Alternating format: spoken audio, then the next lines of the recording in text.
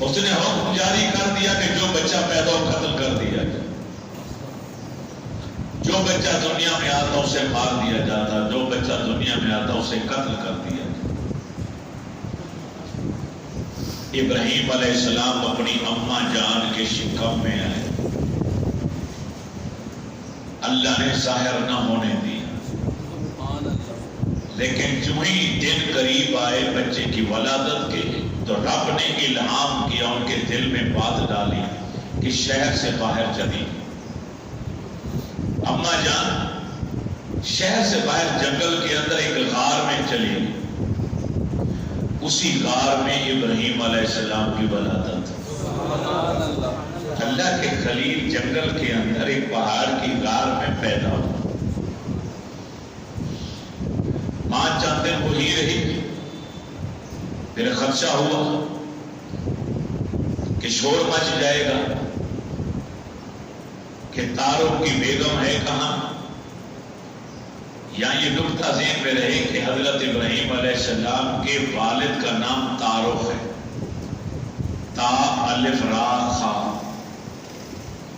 بعض لوگوں نے دھوکہ کھا کے کہہ دیا کہ آذر والد تھا، آذر والد نہیں تھا، آذر چچا تھا۔ قرآن پاک میں لفظ اب کا استعمال، اب باپ کے لیے بھی استعمال ہوتا ہے، چچا کے لیے بھی استعمال ہوتا ہے۔ اصلی باپ کے لیے جو عربی لفظ ہے وہ والد کا ہے۔ لا یؤمن احدکم من ولدہ ووالدہ والناس اجمعین۔ والد کا لفظ باپ کے لیے ہے، اب کا لفظ باپ، دادا، پردادا، چچا، ان سب کے لیے استعمال ہو۔ ہمارے پیارے نبی نے ایک واضح ارشاد فرمایا قرآن کے ذریعے کہ انما المشرکون نجس، مشرک نجس ہیں، پلید ہیں، اس میں شک تو کوئی نہیں۔ اللہ کو چھوڑ کر کسی اور کے آگے سر جھکانے والا، کسی اور کی پوجا کرنے والا مشرک ہے، اور مشرک نافرمان ہے۔ یہ آذر جو تھا یہ بت پرست بھی تھا، بت گر بھی تھا، بت فروش بھی تھا، اپنے ہاتھوں سے بت بناتا تھا، بازار میں جا کے بیچتا تھا اور ان کی پوجا بھی کرتا تھا۔ اب ایسا مشرک ابراہیم علیہ السلام کا باپ کیسے ہو سکتا؟ ہمارے نبی کا فرمان ہے کہ میرے باپ عبداللہ سے لے کر آدم علیہ السلام تک جن جن پشتوں میں، جن جن رحموں میں سے میں منتقل ہوتا ہوا آیا ہوں، وہ سب رحم، سب پشتیں پاک ہیں۔ یہ حدیث رسول بتاتی ہے کہ ہمارے پیارے رسول کے آباء و اجداد میں کوئی کافر مشرک نہیں رہا۔ ابراہیم علیہ السلام تو آپ کے جد امجد ہیں، آپ کے دادا جان ہیں، یا وہ یا ان کے ماں باپ کیسے مشرک ہو سکتے؟ ماں نے غار کے اندر چھوڑا اور شہر آیا، اور ایک آدھا دن ٹھہر کے بچہ اکیلا ہے، معصوم بچہ، دودھ پینے والا، غار کے اندر رب کے حوالے کر کے آیا۔ ایک تو روز شہر میں نہیں، پھر گئی تو منظر کیا دیکھا کہ آپ انگوٹھا چوس رہے اور انگوٹھے میں سے اللہ دودھ دے رہے۔ رب تو قادر ہے نا، ماں کا پیٹ بھی تو غار کی ماں نے نہیں، جہاں رب نے 9 ماہ تک ہمیں رکھا اور ہماری حفاظت فرمائی، کھلاتا بھی رہا، پلاتا بھی رہا، سانس کے لیے ہمیں آکسیجن بھی مہیا کرتا رہا، ہماری حفاظت بھی فرماتا رہا۔ یہ پیٹ بھی تو غار ہے۔ پھر پیٹ کے اندر بھی کئی اور بھی پردے تھے جن کے اندر بچے کو چھپایا جاتا ہے، 3-4 پردوں میں لپٹا ہوا بچہ، رب کو سب کچھ دے رہا، اس کی حفاظت بھی کر رہا ہے۔ میرے تمہارے نالائق انسان کو جب اللہ حفاظت کے ساتھ دنیا میں لا سکتا ہے تو اپنے خلیل کی حفاظت نہیں کر سکتا؟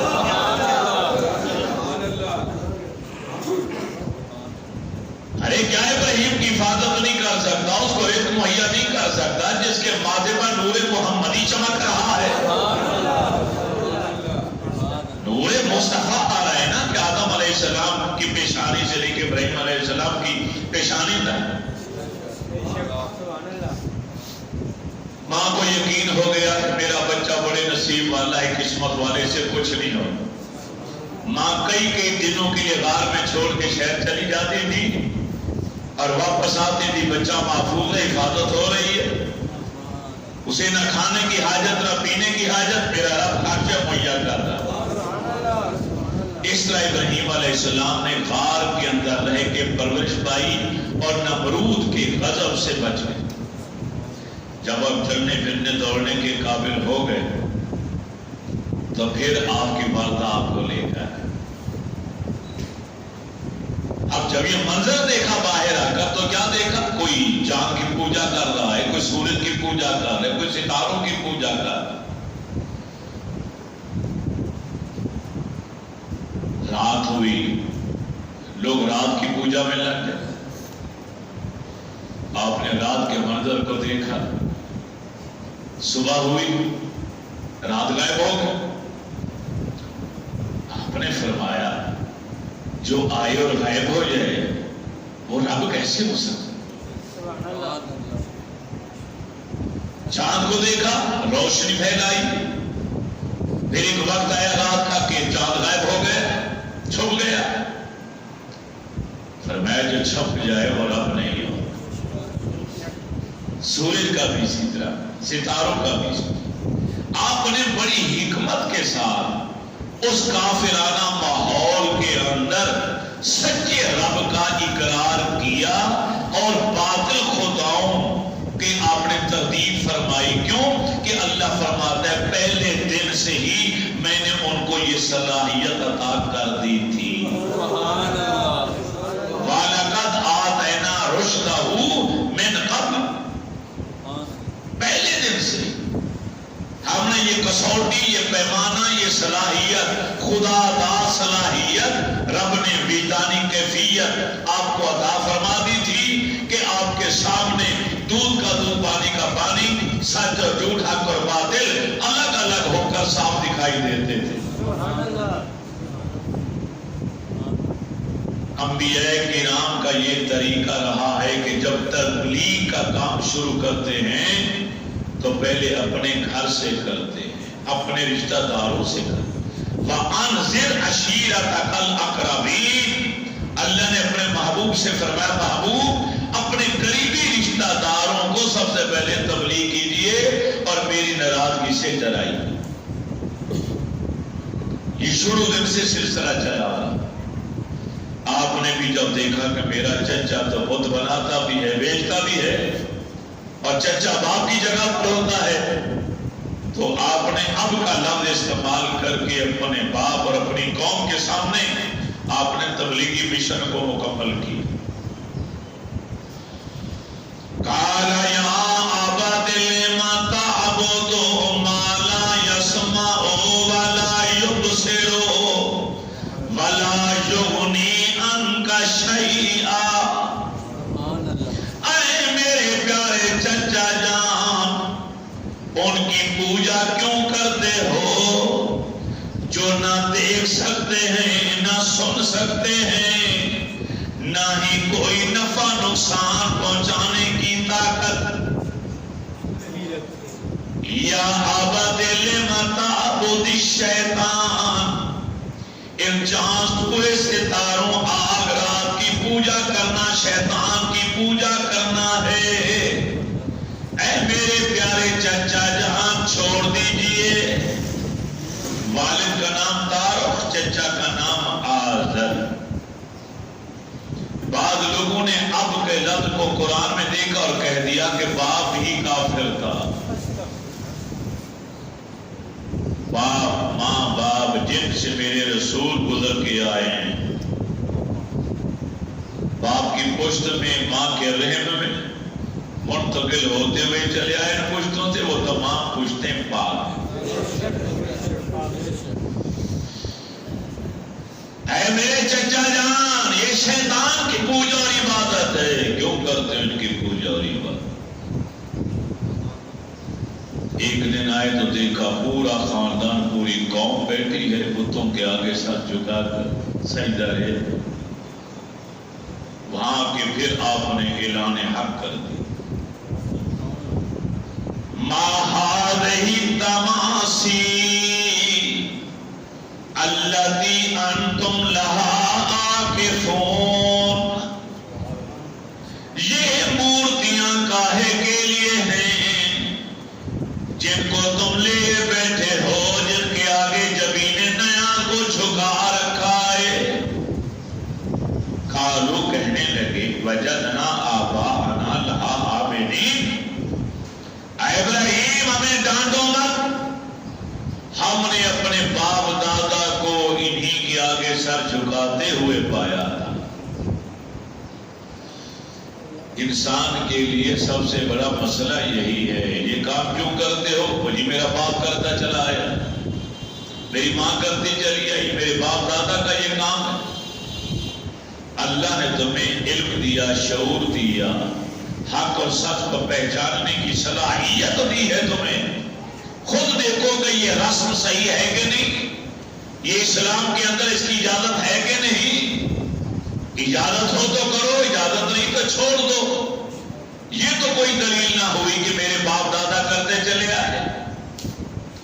اور کافروں نے بھی یہی کہا، قرآن کے اندر وہ الفاظ موجود، قالوا وجدنا آباءنا لها عابدین، ہم نے اپنے باپ دادا کو اسی طرح کرتے ہوئے پایا ہے۔ ابراہیم علیہ السلام نے خاموشی اختیار نہیں فرمائی، آپ نے کیا فرمایا؟ لقد کنتم انتم وآباؤکم فی ضلال مبین، لام بھی تاکید کا، قد بھی تاکید کا، کنتم کے بعد پھر انتم آیا، یہ بھی تاکید کے طور پہ ہے کہ بے شک پکی بات ہے 100% سے بھی زیادہ کہ تم بھی گمراہ ہو اور تمہارے باپ دادا بھی گمراہی میں تھے۔ اتنا حق اور سچ کا نعرہ لگانا کسی نبی کی خوبی ہو سکتی ہے؟ ہمارے اندر یہ صرف کہاں سے آئی کہ اپنے باپ سے کہیں کہ ابا جان آپ غلط کر رہے ہیں، امی جان آپ غلط کام کر رہی ہیں، یہ رسم و رواج اسلام میں نہیں۔ اتنا حق کا نعرہ بلند ہم نہیں کر سکتے کیونکہ ہمارے پاس ایمانی قوت اس پائے کی نہیں ہے جو اللہ نے اپنے نبیوں کو عطا فرمائی۔ اور فی لکم لما تعبدون، ابراہیم کے منہ سے نکلے ہوئے جملے آج بھی قرآن کے صفحے پر موجود، تمہارے لیے بھی اف ہے اور جن کی تم پوجا کرتے ہو ان کے لیے بھی اف ہے۔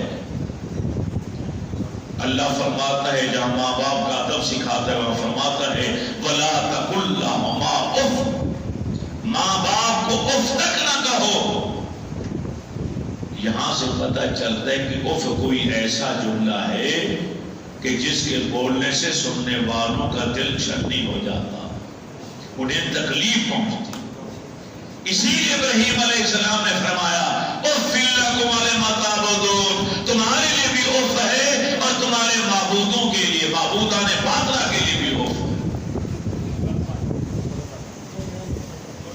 حق دیکھو تو کہو یہ حق ہے، جھوٹ کہو تو کہو یہ جھوٹ ہے، دودھ کو دودھ کہو، پانی کو پانی کہو، حق کو حق کہو، باطل کو باطل کہو، یہ سنت ہے ابراہیم خلیل اللہ کی۔ یہ بات پہنچ گئی نمرود تک، نمرود نے کہا بلاؤ ابراہیم کو۔ ابراہیم علیہ السلام کو لایا گیا نمرود کے شاہی دربار۔ کون سا نیا مشہور نیا آئین لے کر آئے ہو تم؟ کون ہے جس کی پوجا کے لیے تم دعوت دیتے پھر رہے ہو؟ کیا میرے علاوہ بھی کوئی رب ہے؟ نمرود اپنا آپ کو خدا کہتے ہیں۔ آپ نے فرمایا ہاں ان ربی، میرا رب وہ ہے الذی یحیی و یمیت، جو جلاتا بھی ہے، مارتا بھی ہے، زندہ بھی کرتا ہے، موت بھی دیتا۔ اس نے کہہ لگایا، اس نے کہا یہ کام تو میں بھی کر سکتا ہوں بھائی، یہ کون سا کوئی نیا کام ہے جو تیرا رب کرتا؟ حضرت اور دو قیدی جن کے لیے سزائے موت کا حکم ہو چکا، جیل سے دو قیدی لائے گئے، ایک کو چھوڑ دیا، ایک کو قتل کرا دیا۔ فرمایا دیکھو دونوں سزائے موت کے مستحق تھے، ایک کو میں نے موت دے دی، ایک کو میں نے زندہ چھوڑ دیا، میں زندہ بھی کرتا ہوں اور موت بھی دیتا ہوں۔ ابراہیم علیہ السلام سمجھ گئے کہ یہ نامراد نالائق کس طرح نہیں مانے گا۔ آپ نے دوسری دلیل پیش کی کہ میرا رب کون ہے؟ یاتی بھی شمس من المشرق فاتی بہا من المغرب۔ حضرت ابراہیم علیہ السلام کی آواز گونجی، اے نمرود میں تو رب اس کو مانتا ہوں جو مشرق سے سورج نکالتا ہے۔ کہاں سے؟ مشرق سے سورج نکالتا ہے میرا رب، مغرب میں غروب کرتا۔ اگر تو رب ہے تو پھر مغرب سے سورج نکال کر دکھا، نکال مغرب سے سورج، میں مانوں گا تو سچا ہے۔ اب یہ دلیل اتنی قوی اور مضبوط ترین دلیل تھی کہ نمرود لاجواب ہو گئے۔ میں کٹ دے کر یہاں ایک جملہ بولنا چاہتا ہوں، ناراض نہ ہوں، غور کر۔ ابراہیم خلیل اللہ نے سچے خدا کی خدائی کے لیے دلیل کیا پیش کی کہ میرا رب وہ ہے جو مشرق سے نکالتا ہے سورج کو۔ اگر تو بھی سچا رب ہے تو مغرب سے نکال کر دکھا۔ وہ نہ دکھا پایا، لیکن آمنہ کے لال کے ایک اشارے پر ڈوبا ہوا سورج مغرب سے نکل آیا۔ مولا علی کی نماز جو قضا ہو رہی تھی وہ ادا ہوئی۔ جب سورج نکلا تو خدشہ لاحق ہوا کہیں وہ دلیل سمجھ کر لوگ آمنہ کے لال کو رب نہ کہنا شروع کر دیں۔ اس لیے رب نے فرمایا محبوب فوراً اعلان کرو، قل انما انا بشر مثلکم، ارے دنیا والوں میں تو تمہاری طرح بشر ہوں۔ سبحان اللہ، سمجھ آئے؟ کیوں کہا لوگوں سے کہ میں تمہاری طرح انسان ہوں؟ میں رب نہیں ہوں، میرے رب نے مجھے با اختیار بنا کر دیا۔ یہ اختیار ہے جو میں نے استعمال کیا، یہ قدرت، یہ طاقت، یہ تصرف کرنے کی صلاحیت میرے رب نے مجھے عطا کی۔ ورنہ میں کون ہوں؟ تو میں تو تمہاری طرح بشر ہوں۔ اچھا یہاں ایک اور دعویٰ پیش کرو، کن سے کہا کہ میں تمہاری طرح بشر؟ کیا صدیق اکبر سے کہا، فاروق اعظم سے کہا، عثمان غنی سے کہا، مولا علی سے کہا، بلال سے کہا، سعد و سعید سے کہا، طلحہ زبیر سے کہا، صحابہ سے کہا، ایمان والوں سے نہیں، کافروں سے کہا۔ مخاطب مشرک ہے کافر، کافروں سے کہا میں تمہاری طرح بشر ہوں۔ ادھر ایمان والوں سے کہا ایکم مثلی، ارے کون ہے تم میں سے ایسا جو میری مثل ہو پائے؟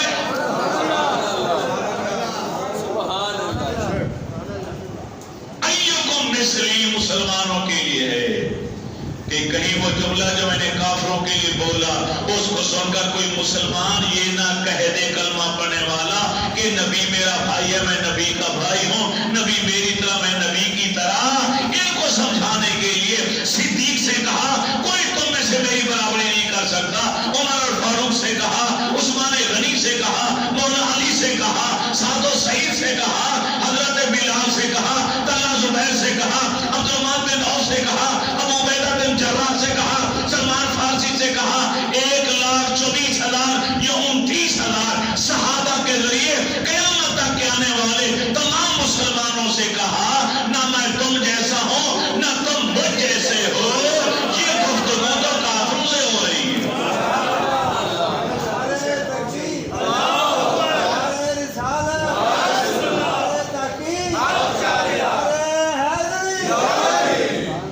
نمرود بول اٹھا، اس سے لاجواب ہو گیا، دلیل اس کے پاس ہے نہیں کہ وہ مغرب سے سورج کیسے نکلا۔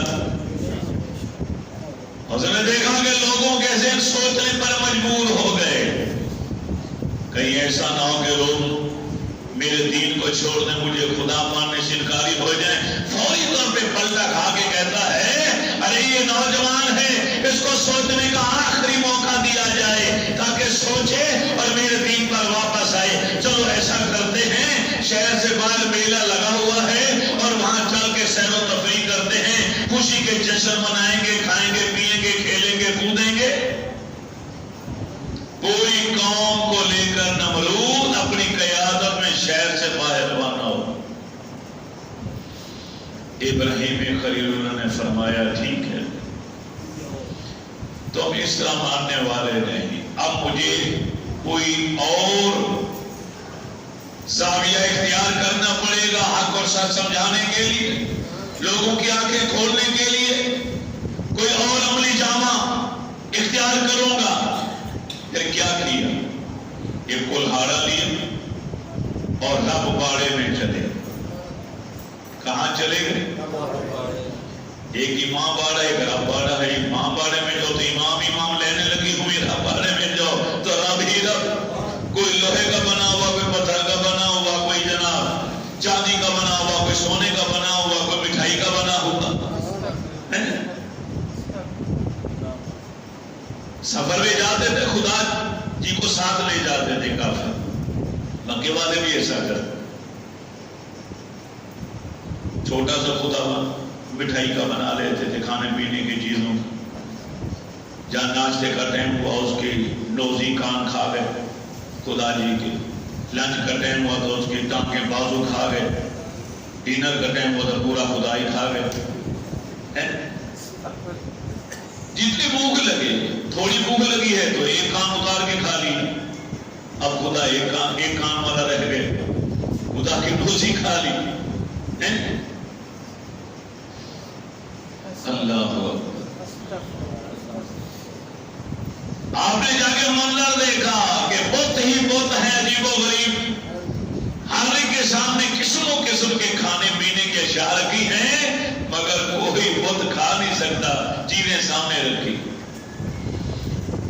آپ نے انہیں جا کے مخاطب کرتے ہوئے کھاتے کیوں نہیں؟ تمہارے چاہنے والے تمہارے لیے رنگ برنگے کھانے تیار کر کے ڈشیں تمہارے آگے رکھ کر گئے، ارے کھاؤ۔ پھر جلال میں آئے، آپ نے ایک ایک بت کو توڑنا شروع کر دیا۔ اللہ کے نبی کی یہ سنت ہوتی ہے، ادا ہوتی ہے کہ جس علاقے میں ہو وہاں سچے مومن کا کام ہے جو اسلام کے خلاف رسومات ہو رہی ہیں ان کی تردید کرے، ان کا خاتمہ کرے۔ یہ نہیں کہ آنکھیں مل کے بیٹھا رہے کہ جو ہوتا ہے ہوتا رہے۔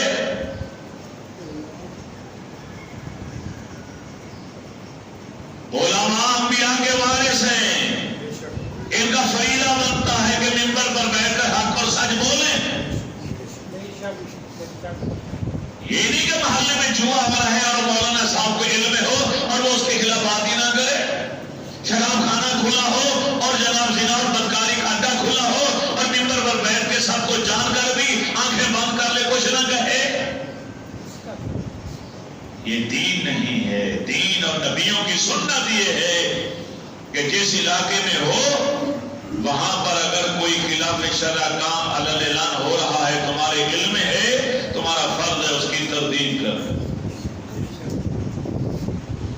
جو سب سے بڑا بت تھا، بڑا ابو الاعلی، آپ نے کلہاڑا اس کے کندھے پہ رکھ دیا، اسے چھوڑ دیا، اسے نہیں ٹکڑے ٹکڑے کیے، واپس آ گئے۔ جب نمرود میلے سے واپس آیا تو اعلان کرتا ہے اپنے اپنے گھروں کو بعد میں جانا، پہلے رب باڑے میں چلو، اپنے خداؤں کو سلام پیش کرو، پھر اپنے گھروں کو جاؤ۔ جب وہ آئے رب باڑے میں تو کیا دیکھا؟ کسی کی آنکھیں نہیں، کسی کی نوزی نہیں، کسی کے کان نہیں، کسی کی گردن نہیں، کسی کے بازو نہیں، کسی کی ٹانگیں نہیں، کسی کے گھٹنے نہیں، آنکھیں لال سے خون اتر آیا، منہ کے نتنے پھول گئے اور منہ سے جھاگ باہر نکل رہا۔ من فعل ھذا بآلہتنا، ارے کون ہے جس نے ہمارے خداؤں کے ساتھ ایسا کیا؟ استاد کو غصہ آئے تو شاگرد کو یاد کیا ہوا سبق بھی بھول جاتا ہے. پیر جلال میں آ جائے تو وہی کانپنا شروع ہو جاتا ہے, اسے سمجھ نہیں آتی میں کیا کہوں. جب کوئی جلال غصہ کم ہوا تو پھر ایک دو لوگ بولے سمینا فتح یذکرہم یقال لہ ابراہیم. ایک ہی تو جوان ہے جس کا نام ابراہیم ہے, اس کے علاوہ کسی اور کا کام ہو ہی نہیں سکتا. نمرود نے شاہی آرڈر جاری کیا, لاؤ پکڑ کے ابراہیم کو, فاتو بہی علی اعین الناس, لوگوں کے سامنے لے کر آؤ. ابراہیم کو گرفتار کر کے لایا گیا. حق کے لیے گرفتار ہونا انبیاء کی سنت, اولیاء کی سنت, علماء حقہ کی سنت. آنت فالتہا بآلہتنا, اے ابراہیم کیا ہمارے خداؤں کے ساتھ یہ سلوک تو نے کیا؟ اب یہاں ابراہیم علیہ السلام پر بہت بڑا امتحان آ گیا. کیا اگر کہتے یہ وہ کام میں نے کیا ہے تو جان جاتی ہے, مار ڈالے گا نمرود. اگر کہتے یہ کام میں نے نہیں کیا تو نبوت جاتی ہے, کیونکہ نبی جھوٹ بولتا ہی نہیں. رب نے کیا کہا, فَاذْكُرْ فِي الْكِتَابِ إِبْرَاهِيمَ إِنَّهُ كَانَ صِدِّيقًا نَبِيًّا. کتاب میں ابراہیم کو یاد کرو کیونکہ ابراہیم صدیق نبی ہے. ابراہیم بھی صدیق, ابو بکر بھی صدیق, دونوں پر امتحان کا وقت آیا اور دونوں اپنے اپنے وقت میں اپنے اپنے امتحان میں 100/100 نمبر لے کر پہلی پوزیشن لے کر کامیاب. ہجرت کی رات مکہ مکرمہ سے غار سے میرے رسول ابو بکر صدیق کو ساتھ لے کر مدینہ طیبہ کی طرف رواں دواں ہے. کافروں کا ایک جتھا جو آپ کو جانتا پہچانتا نہیں تھا, انعام کا اعلان سنا, 100 اونٹ انعام ابو جہل دے گا, جو آمنہ کے لال کو تلاش کر کے لائے. اس انعام کے لالچ میں ارے وہ بھاگے, مختلف قبائل سے ایک جتھے نے آ کے گھیرا ڈال لیا. ارے دیکھیں یہ کون ہے, پوچھو تے صحیح. آگے امام الانبیاء بیٹھے ہیں, پیچھے ابو بکر صدیق بیٹھے ہیں.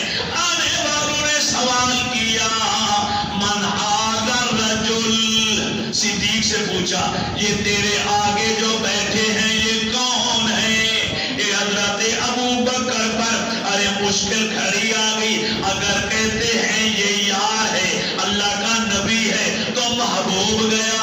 اگر کہتے اللہ کا محبوب نہیں ہے تو ابو بکر کی صداقت گئی. پھر ابو بکر صدیق نہ رہا,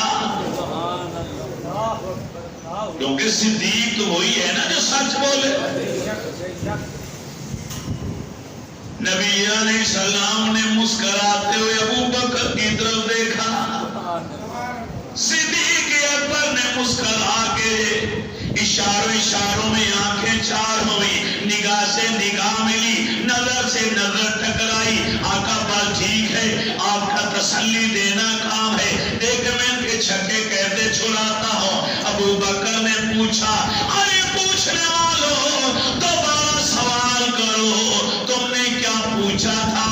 انہوں نے کہا من ھذا الرجل, یہ کون شخصیت ہے, یہ کون ہے جو تیرے آگے بیٹھے ہیں؟ ان کا چہرہ مورا عجیب و غریب نظر آتا ہے, کیونکہ ایسا حسن و جمال اس علاقے میں پہلے دیکھا ہی نہیں تھا.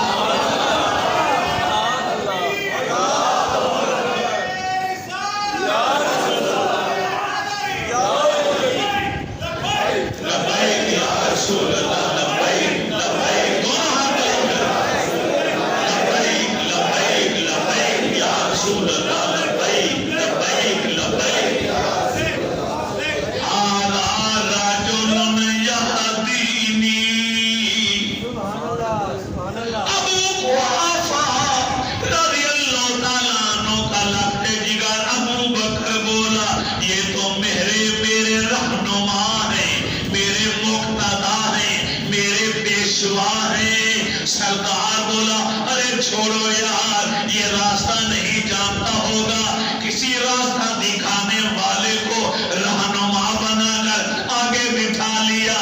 صدیق مسکرا کے کہتے ہیں ارے تو دنیا کا راستہ سمجھ لے اور میں جنت کا راستہ سمجھ لیتا ہوں۔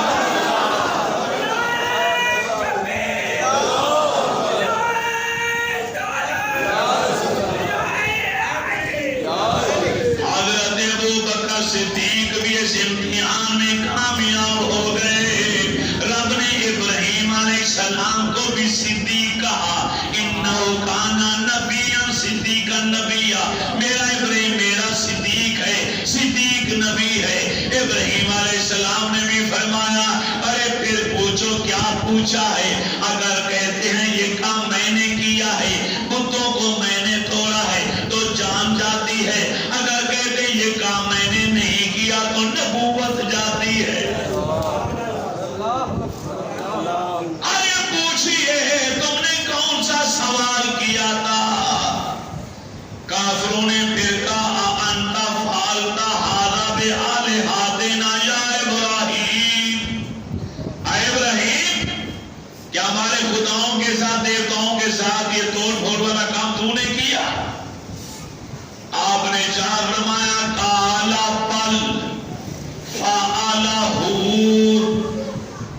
یہ کام تو اسی نے کیا، اسی نے کی۔ نمرود بولا پہلے مت بجھائیے، بتائیے اسی نے کیا، اسی نے کیا، ارے کس نے کیا؟ فرمایا کبیروں ھذا فصل، ارے یہ بڑا بیٹھا نا وہ لالا تمہارا بت جس کو وہ چھوڑ دیا گیا ہے، اس سے پوچھو نا، سب سے بڑا رب تو تمہارا یہی ہے، سب سے بڑا خدا دیوتا، اس کی آنکھوں کے سامنے قیامت آئے گی، چھوٹے چھوٹے خداؤں کے ٹکڑے ٹکڑے کر دیے گئے، یہ تماشا دیکھتا رہا۔ بتانا یہ چاہتے تھے کہ یہ ہاتھوں سے تراشے ہوئے بت نہ نفع دے سکتے نہ نقصان دے سکتے، جو اپنی حفاظت نہیں کر سکتے تو میرا کام کیا کرے؟ یہ حکمت تھی ابراہیم علیہ السلام کے اس کام کے اندر۔ بل فعلہ کو الگ پڑھا جائے، وقفہ کیا جائے، پھر کبیرہم ھذا کو الگ پڑھا جائے۔ ابراہیم علیہ السلام نے فرمایا پوچھ لو، انہی کی پوجا کرتے تھے، انہی کو اپنا دیوتا سمجھتے تھے، کوئی آئن کے ٹکڑے ٹکڑے کر گیا، یہ اپنی حفاظت کیوں نہیں کر پائے؟ جو اپنے آپ کو بچا نہیں سکتا، جس بت کے آگے خدا سمجھ کر تم نے مٹھائیاں رکھی، مکھی اڑ کر آئی اپنا حصہ لے کر چلی گی، اس میں تو اتنی طاقت نہیں تھی کہ مکھی کو روک پائے، تو خدا کیسے ہو سکتا؟ سارے کے سارے کافر بیک زباں ہو کر بولے اے نوجوان ابراہیم، یہ تو نے کیا کہہ دیا؟ ارے کیا تجھے پتا نہیں، نہ یہ دیکھ سکتے ہیں، نہ یہ سن سکتے ہیں، نہ یہ بول سکتے ہیں۔ اللہ کے خلیل کی آواز گونجی، اور دنیا والوں میرے ساتھ سودا کر لو، تمہارے خدا تو دیکھ بھی نہیں سکتے، بول بھی نہیں سکتے، نفع نقصان کے مالک بھی نہیں، اور میرے خلیل کا، اللہ کے نبی کا دامن رحمت تھام لو، میں اپنے رب کو آواز دیتا ہوں، ارے میرا رب میری آواز کو سنتا بھی ہے،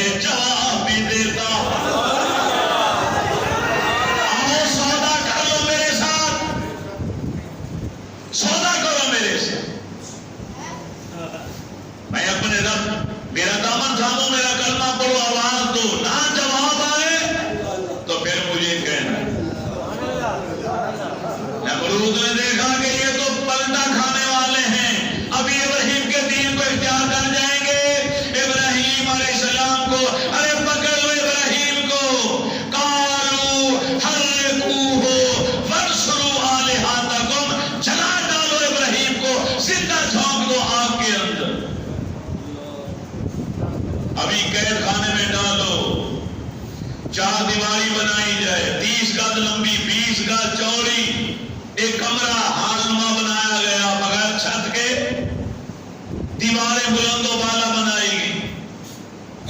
ہر کافر نے حصہ ڈالا ایندھن ڈالنے میں، آگ کو جلانے کے.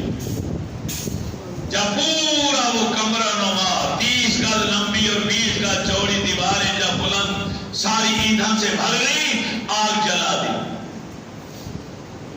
من جنی کے لیے ابراہیم علیہ السلام کے ہاتھوں باندھ کر جھولے میں بٹھا کے جھولا جھلایا گیا. کوہرام مچ گئی. سارے کافر تماشا دیکھنے کے لیے آ رہے ہیں. دیکھ ابراہیم کا کیا بنتا، فرش لے کر آج تک ملائکہ دم بخود، یا اللہ یہ تیرا خلیل ہے، تیرا نبی ہے پیارا. اس کے ماتھے میں نور مصطفیٰ آج بھی چمک رہا ہے. کیا اسے جلنے دو؟ جبریل عرض کرتا ہے یا اللہ مجھے اجازت دے، میں تیرے خلیل کی مدد کرنا چاہتا ہوں. میکائیل نے کہا میں مدد کرنا چاہتا ہوں. اسرافیل و ابراہیل نے کہا ہم مدد کرنا چاہتے ہیں. رب نے فرمایا جاؤ کوشش کر کے دیکھ لو، ہے وہ میرا خلیل، اگر تمہاری امداد لینا چاہتے ہیں تو کوشش کر کے دیکھ لو، ہے تو میرا. مجھے چھوڑ کر کسی اور کی مدد کیسے لے سکتے؟ جبریل علیہ السلام اے اللہ کے خلیل، آپ کو آگ میں چھونک دیا جائے گا. میرا نام جبریل ہے، مجھے حکم فرمائیں، میں پورے شہر کو اپنے پر کے ذریعے آسمانوں پر لے جا کر ارے بستی کو الٹا دوں گا. جو آپ کو مارنا چاہتے میں انہیں مار ڈالوں گا. میکائیل کہنے لگے میرا کام ہے بارش برسانا، میں آگ کی بارش برسا دوں گا، پتھروں کی بارش برسا دوں گا.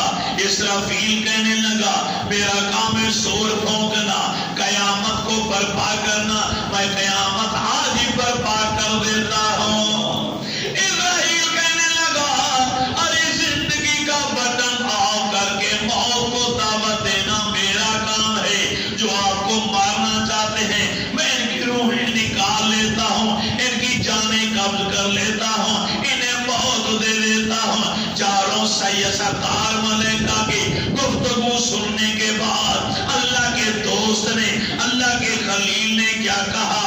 توکل علی اللہ کی حد کر دی. اللہ پر اعتماد و بھروسہ کرنے کا کمال نکتہ بیان کر دیا.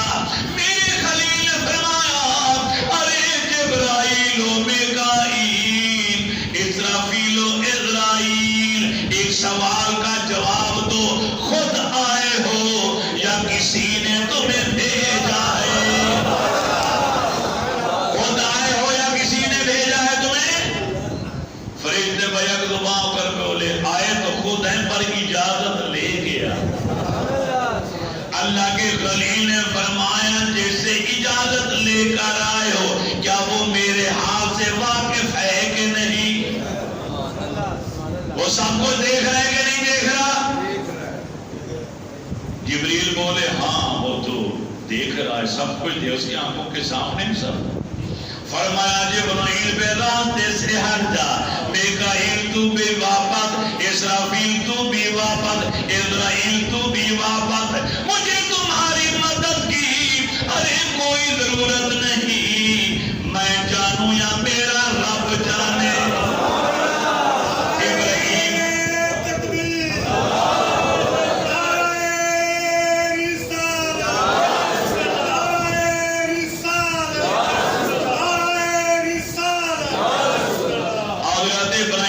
السلام نے اعتماد اللہ، توکل اللہ کی حد بیان کر دی تو میرے رب کی غیرت بھی جوش میں آئی. قلنا، رب نے فرمایا یا نارو کونی بردوں و سلاما علی ابراہیم.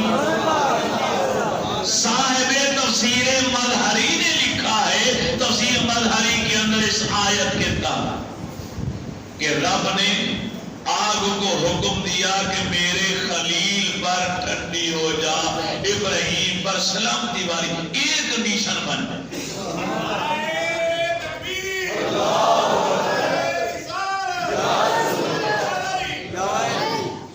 ٹھنڈی ہو جا، ایئر کنڈیشن بن جا، اتنی ٹھنڈی بھی نہ ہونا کہ تیری برودت سے ٹھنڈک سے میرے خلیل کو تکلیف پہنچے۔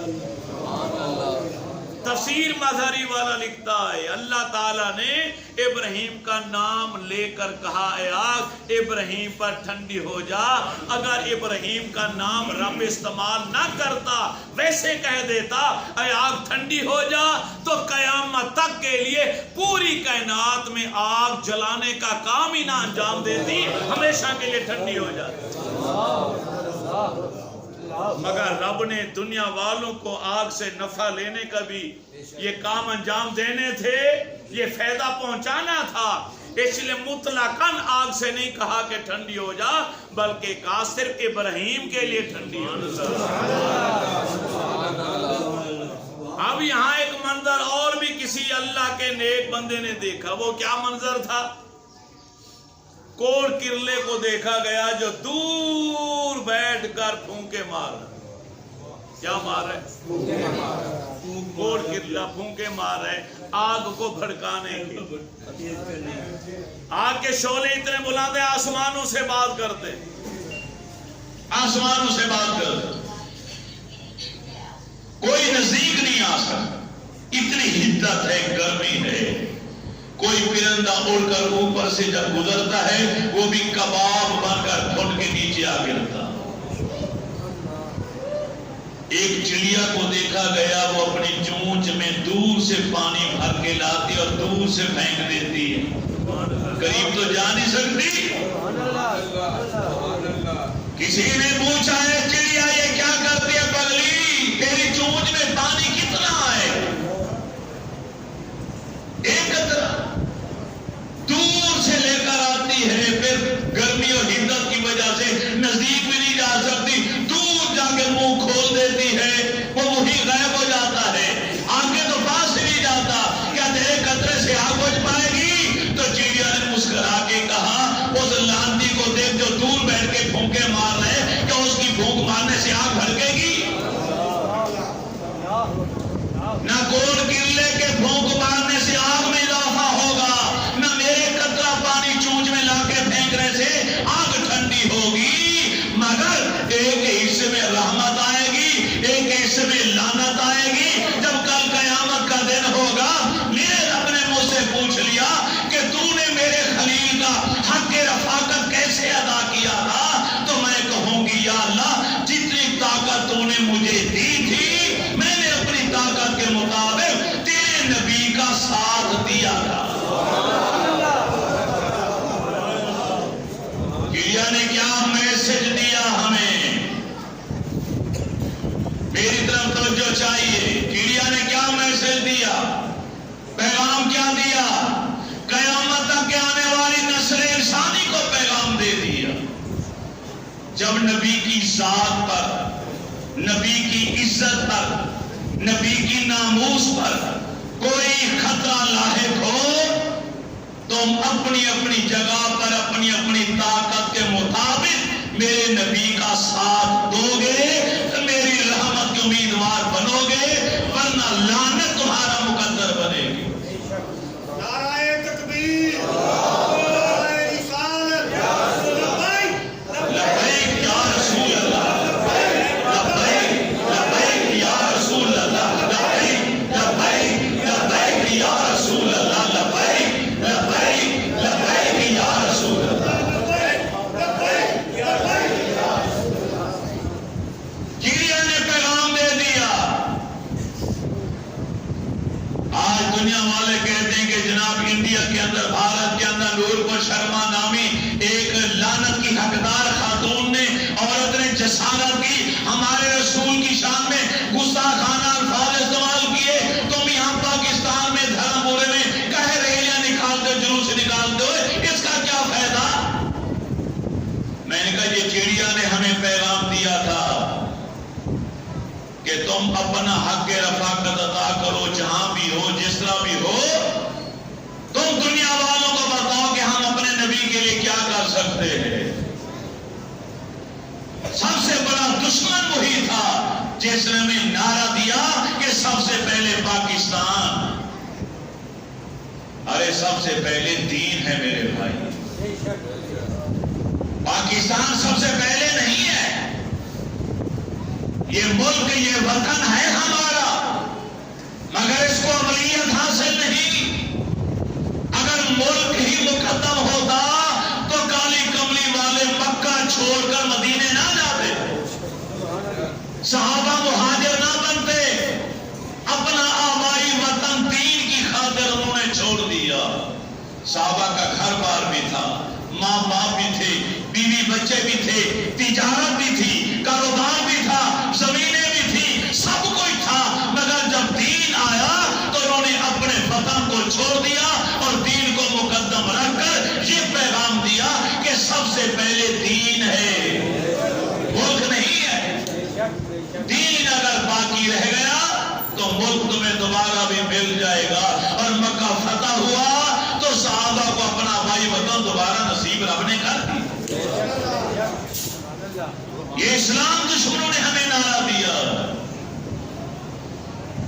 آج دشمن کبھی یہود، کبھی نصارہ، کبھی ہندو اپنی اپنی جگہ پر مسلمانوں کے ساتھ چھیڑخانی کرتے ہیں، ان کے ایمانی جذبات کو مجروح کرنے کے لیے نبی کریم علیہ الصلوۃ والتسلیم کی شان میں کبھی کارٹون بناتے ہیں، کبھی جملے کستے ہیں گستاخانہ، اور دیکھنا چاہتے ہیں ان مسلمانوں کے سینوں میں ایمان ہے یا نہیں۔ دیکھیں تو صحیح یہ کیا کر سکتے۔ میرے نبی نے عملی طور پر بتایا، جب ابن خطل کعبے کے غلاف میں لپٹ گیا، گستاخ رسول تھا، اللہ کے رسول کو کسی نے آ کر بتایا یا رسول اللہ آپ کا گستاخ کعبے کے غلاف میں لپٹا ہوا چھپا ہوا ہے، میرے نبی نے فرمایا اس کو کعبے کے پاس غلاف کے اندر ہی ٹکڑے ٹکڑے کر ڈالو۔ اور صحابہ گئے، غلاف کعبہ میں لپٹے ہوئے اس گستاخ کا سر تن سے جدا کر دیا۔ کافر کے لیے مہلت ہے، گستاخ کے لیے مہلت نہیں ہے۔ یہ نقطہ ہمیشہ ذہن میں رکھیں۔ ابو لہب کے دو بیٹے تھے، ابو لہب کے دونوں بیٹوں کا نکاح میرے رسول کی دو بیٹیوں سے ہو چکا تھا، سیدہ رقیہ کے ساتھ اور سیدہ ام کلثوم کے ساتھ۔ چچا تھا نا ابو لہب، بیٹوں کا رشتہ ہو گیا، نکاح ہو چکا۔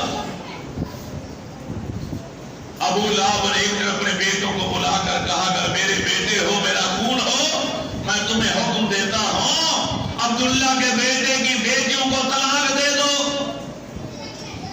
باپ کے کہنے پر ایک نے فوری طور پر گستاخانہ الفاظ استعمال کر کے طلاق دے دی، اور دوسرا خاموشی سے اٹھا، نبی رحمت کے پاس آ کے ہاتھ جوڑ کے عرض کرتا ہے آقا مجھے معاف کر دیجئے، میں مجبور ہوں، میرے باپ نے یہ آرڈر دیا ہے، میں گستاخ بے ادب نہیں ہوں، لیکن میری مجبوری ہے، میں بھی طلاق دینا چاہتا ہوں، ناراض مت ہونا۔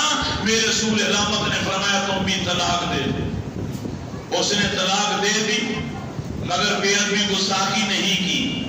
دونوں بیٹوں نے طلاق، ایک نے گستاخانہ انداز میں، ایک نے بغیر گستاخی کی، آپ نے اسے معاف کر دیا۔ طلاق دونوں بیٹیوں کو ہو گئی، جن کا نکاح بعد میں یکے بعد دیگرے حضرت عثمان غنی رضی اللہ تعالیٰ عنہ کے ساتھ۔ لیکن جس نے گستاخانہ الفاظ استعمال کر کے بے ادبی کے انداز میں طلاق دی، اس پہ میرے رسول کے ہاتھ اٹھے، فرمایا یا اللہ اپنے کتوں میں سے کسی کتے کی ڈیوٹی لگا جو اس کا کام تمام کرے۔ ابو لہب کو پتہ چلا، وہ کہا کرتا تھا محمد ابن عبداللہ کی بد دعا پیچھا کر رہی ہے میرے بیٹے کا، اب میرا بیٹا بچنے والا نہیں ہے۔ کافر تھا لیکن اتنا یقین اندر سے کرتا تھا کہ ان کی زبان سے جو نکل جائے وہ پورا ہو کے رہے۔ کافر ہو کر بھی یقین تھا، آج مسلمان ہو کے یقین نہ کرے، اس نے اس کے اسلام اور اس کے ایمان کے لوگ۔ قافلہ گیا شہر سے باہر، حفاظتی دستہ بولا اپنے ساتھ بھیجا جنگجو کا، اور انہوں نے کہا کہ رات کو اگر کہیں پڑاؤ ڈالنا پڑے، سارے بستر بورے درمیان میں رکھ کے اونچا پہاڑ بنا کے میرے بیٹے کو اوپر سلانا، اور تم ہلکا بنا کر اس ڈھیری کے آس پاس سونا، تاکہ کوئی جنگلی شیر بھیڑیا کوئی جانور آئے میرے بیٹے کو نقصان پہنچانے کے لیے سب سے پہلے تمہارے پاس آئے گا، اور تم جاگ جاؤ گے اور تم اس کو مار ڈالنا۔ رات کو ایک جگہ پڑاؤ ڈالا گیا، وہی ترکیب آزمائی گئی، سب نے اپنے بستر سامان درمیان میں رکھ کے ایک گھڑا سا بنا کے اوپر ابو لہب کے بیٹے کو سلایا، خود ہلکا بنا کے گول دائرے میں سو گئے۔ جب گہری نیند رب نے طاری کر دی تو جنگل کا بھیڑیا آیا، سارے کافر ہیں بھائی، یہ نقطہ ذہن میں رہے، میں نے پہلے کہا کافر کے لیے مہلت ہے، گستاخ کے لیے مہلت ہے، وہ بھی کافر جو اوپر سویا ہوا ہے، جو نیچے سو رہے ہیں وہ بھی کافر ہیں، دین کے دشمن ہیں، مگر نیچے سونے والے گستاخ نہیں ہیں۔ بھیڑیا آیا، سب کے منہ سونگے، اس کا سونگا، اس کا پتہ چلا یہ سارے کافر ہیں۔ پھر اس نے چھلانگ لگائی، ان کے اوپر سے پرواز کر کے گیا ڈھیری کے اوپر، ابو لہب کا بیٹا سویا ہوا تھا، اس کا منہ سونگا تو پتہ چلا یہ کافر ہونے کے ساتھ ساتھ گستاخ بھی ہے۔ وہیں بھیڑیے نے اس کی شان کے اوپر دبوچا، اس کا خون پیا، اور وہی چیر پھاڑ کر کے ٹکڑے ٹکڑے بوٹی بوٹی کا ڈھیر بنا کے وہیں رکھا اور چھلانگ لگا کے چلا گیا۔ کافر کے لیے مہلت ہے، گستاخی کا مت سوچنا۔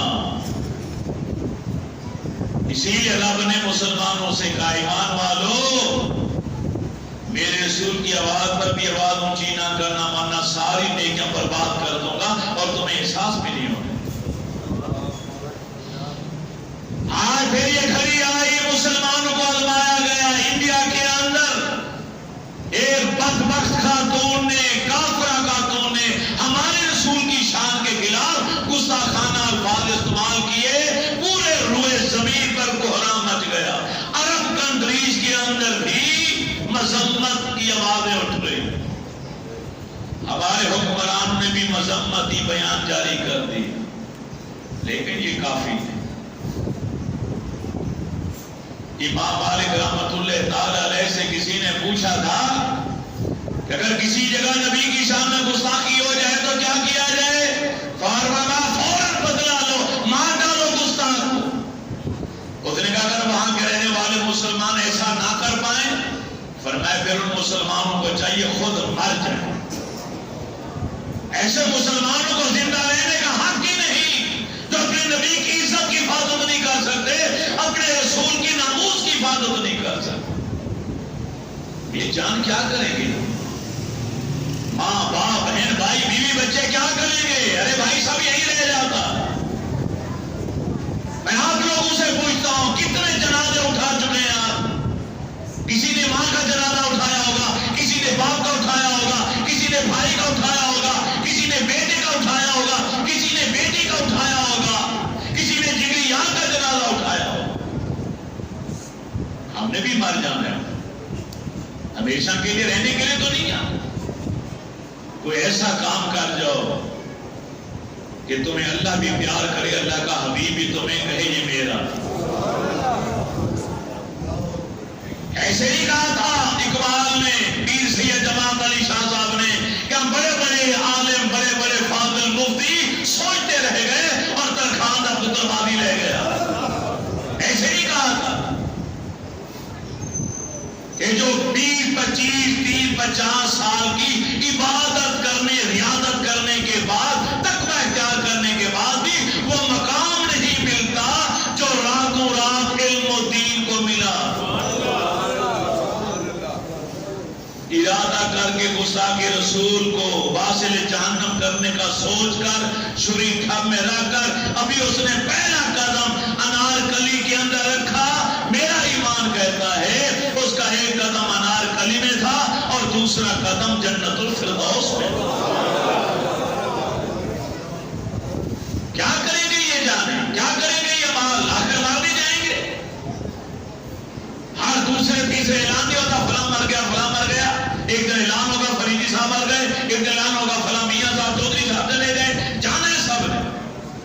کیا جواب دو گے رسول اللہ کو کہ سرکار ہمارے زندہ ہوتے ہوئے آپ کی شان کے خلاف گستاخی کا ارتکاب ہوتا رہا، ہم چھپ کے اپنے گھروں میں بیٹھے رہے، باہر ہی نہیں نکلے۔ آج انجمن تاجران کی طرف سے احتجاجی ریلی ہے بازار کے اندر، اگلے جمعۃ المبارک کو ہمارے علماء کی تنظیم کے پلیٹ فارم سے ہر مسجد سے ریلی نکلنی ہے۔ یہاں سے میں قیادت کروں گا اپنے مسجد سے، تیار ہو کے آئیے گا۔ ہاتھ کھڑا کریں، آپ میرا ساتھ دیں گے کہ نہیں؟ انشاءاللہ۔ لبیک لبیک یا رسول اللہ، لبیک لبیک لبیک یا رسول اللہ، لبیک لبیک لبیک یا رسول اللہ۔ اور یہاں جیسے آپ نے ہاتھ کھڑا کیا، ایک بار پھر ہاتھ کھڑا کر ایک وعدہ لینا چاہتا ہوں، ہر اس شے کو خریدنے سے انکار کر دیں جس پر میڈ ان انڈیا لکھا ہو۔ بھارتی مصنوعات کا بائیکاٹ کریں۔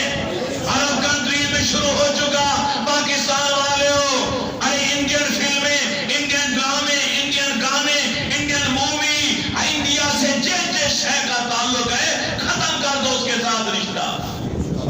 کافروں کو اگر مات دینی ہے، اگر عالم اسلام کے اندر مسلمان صرف بھارتی مصنوعات کا بائیکاٹ سچے دل سے کر دے، خدا کی قسم کھا کے کہتا ہوں 24 گھنٹے نہیں گزریں گے کہ مودی سرکار گھٹنے ٹیکے گا اور مودی خود عالم اسلام سے معافی مانگے گا۔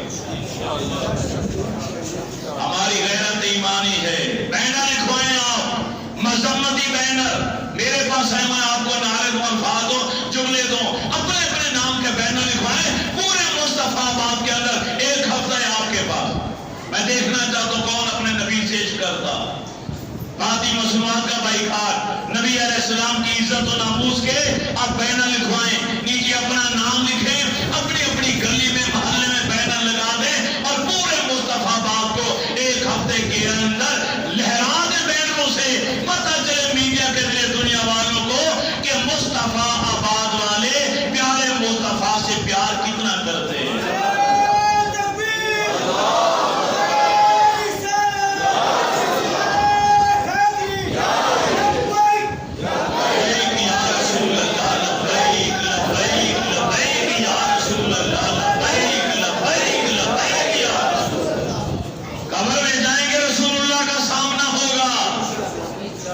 کیا جواب دو گے؟ آقا میں اپنی جان پیاری تھی، گرمی بڑی تھی اس لیے باہر نہیں نکلے؟ ارے مکے مدینے میں گرمی کم ہے کیا؟ اس دین کی خاطر اللہ کے رسول رحمت اللہ العالمین نے سخت ترین گرمی کے اندر بھی آپ نے جہاد کیا کافروں کے خلاف۔ آپ نے اپنا بھائی وطن چھوڑا۔ آج ہم کہتے ہیں گرمی ہے، کیا قیامت کی گرمی برداشت نہیں کرنی؟ قبر کے اندر کون سے ایئر کنڈیشن لگا رکھے ہیں تم نے؟ ہاں، اگر میرے رسول کی عزت و ناموس پر قربان ہو جاؤ گے، خدا کی قسم تمہاری قبر کی کوٹری کو بھی رب ایئر کنڈیشن بنا دے۔ یہ میرا ایمان کہتا۔ آج بھی جو اللہ کے نیک مقرر مقبول بندے ہیں، دادا بیوی سالوں کے بعد ان کی قبروں کو کھولا جاتا ہے، ان کا کفن بھی میلا نہیں ہوتا، ان کا چہرہ نظر آتا ہے کہ ابھی دفنایا، گھنٹہ پہلے دفنایا اور ابھی آئے تو پھر کھول دیا، وہی کفن ہے، وہی چہرہ ہے اور وہی تر و تازگی ہے۔ یہ نشانی ہے کامل ایمان والے کی۔ لہذا آپ نے بینر اپنے اپنے نام کے بنوانے ہیں اور ایک ہفتے کے اندر ہر گلی کے اندر آپ نے بینر لگوانے ہیں بھارتی مصنوعات کے بائیکاٹ کا۔